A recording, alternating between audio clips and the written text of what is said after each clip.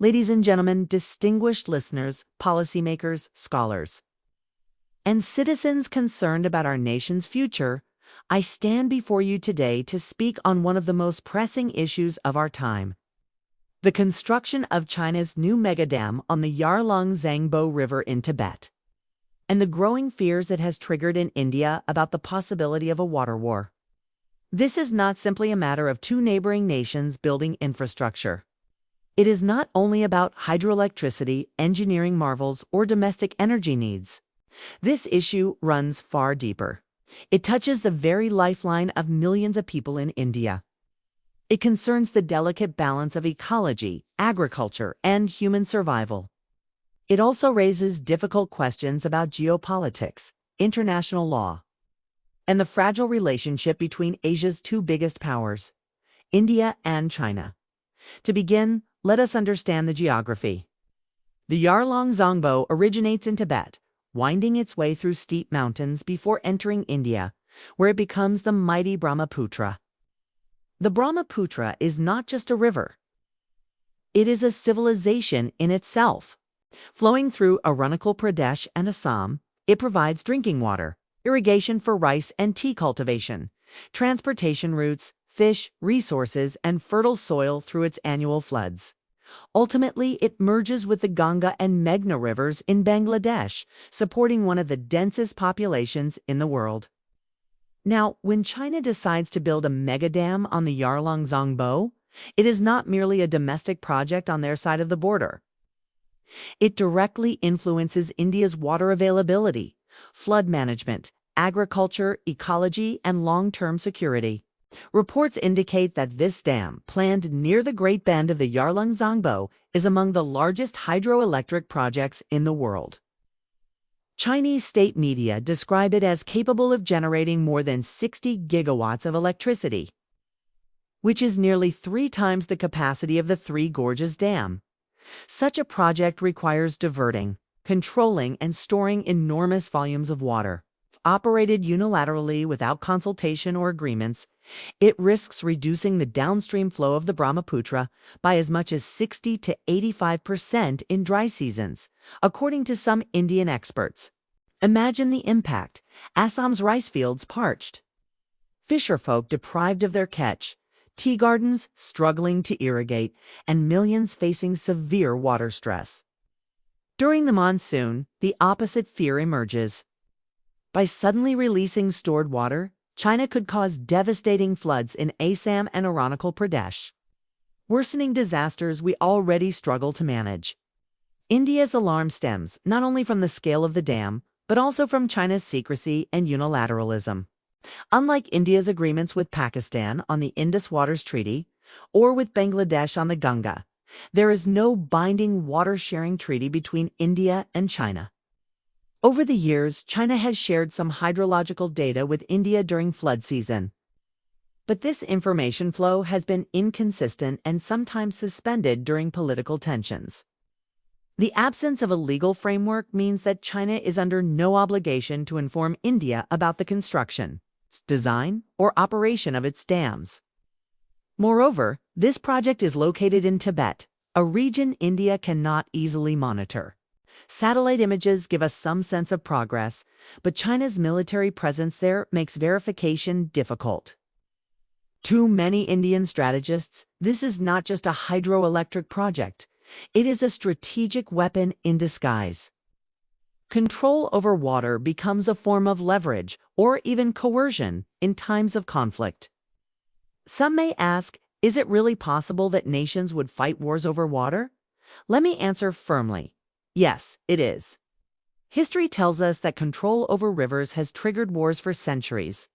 In today's world, with climate change intensifying droughts, floods, and glacial melting, fresh water is becoming a critical geopolitical resource.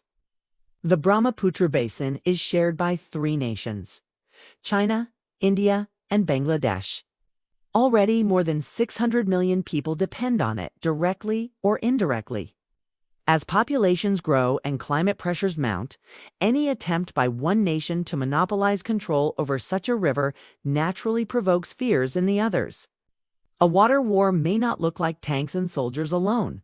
It could manifest as economic sabotage, diplomatic standoffs, infrastructure rivalry, or the forced displacement of populations. But the consequences would be no less devastating. Faced with this challenge, what can India do?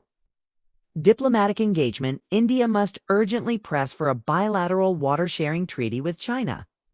It should not be limited to seasonal hydrological data, but must include binding agreements on dam construction, flow guarantees, flood control coordination, and dispute resolution mechanisms.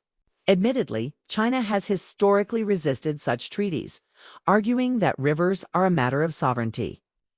But India must leverage international platforms, such as the United Nations and the Mekong River Commission models, to pressure China toward greater transparency. Infrastructure counterbalance. India has already announced the construction of the Upper Shung multipurpose storage project in Arunachal Pradesh. This is not only about energy generation, but also about securing water flows before the river enters Assam. It would serve as a buffer against sudden Chinese releases and ensure minimum water levels during dry seasons. Critics argue that such megadams come with environmental costs. That is true. Thousands may face displacement, forests may be submerged, and seismic risks are real. But in the calculus of national security, such measures may become unavoidable. Strengthening surveillance. India must deploy advanced satellite monitoring, AI-based river flow sensors, and real-time flood warning systems. This will reduce our dependence on Chinese data and give our farmers and disaster agencies more preparation time. Regional cooperation. Bangladesh, too, is deeply affected by any change in Brahmaputra flow. India and Bangladesh should coordinate their positions and potentially build a joint front to negotiate with China. Shared concerns strengthen diplomatic bargaining power.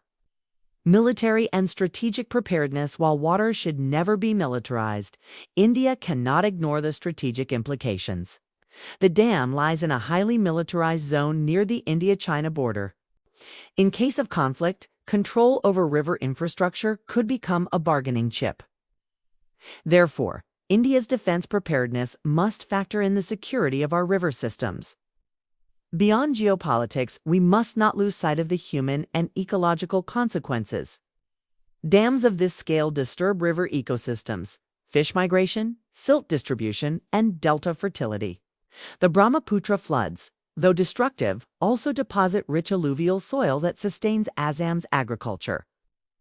Disrupting this cycle could devastate livelihoods. For indigenous communities in Arunachal Pradesh and Assam, rivers are not just resources but sacred lifelines. Their displacement, loss of culture, and ecological destruction must weigh heavily in our policy choices. We must balance national security with human security. This issue is not India's alone. Water security is emerging as the new frontier of geopolitics worldwide. From the Nile, where Ethiopia's Grand Renaissance Dam worries Egypt, to Central Asia's disputes over the Amu Darya, water is increasingly seen as a tool of power. In this global context, India must position itself as a champion of river diplomacy. By advocating fair and transparent management of transboundary rivers, India not only safeguards its own interests, but also builds credibility as a responsible global actor. Ladies and gentlemen, let me conclude by saying this. The mega dam on the Yarlung Tsangpo is more than concrete and turbines. It is a symbol of the profound trust deficit between India and China. It is a reminder that natural resources can be weaponized in geopolitics. And it is a wake-up call for India to secure its rivers, its agriculture, and its people's future. A water war is not inevitable, but avoiding it requires foresight, diplomacy, preparation, and unity. India must act with urgency, building infrastructure, forging treaties, strengthening alliances, and above all, ensuring that the voices of our farmers, fisherfolk, and indigenous communities are heard. The Brahmaputra has flowed for thousands of years, nurturing civilizations along its banks. It is our duty to ensure that it continues to flow freely, sustaining life, culture, and peace.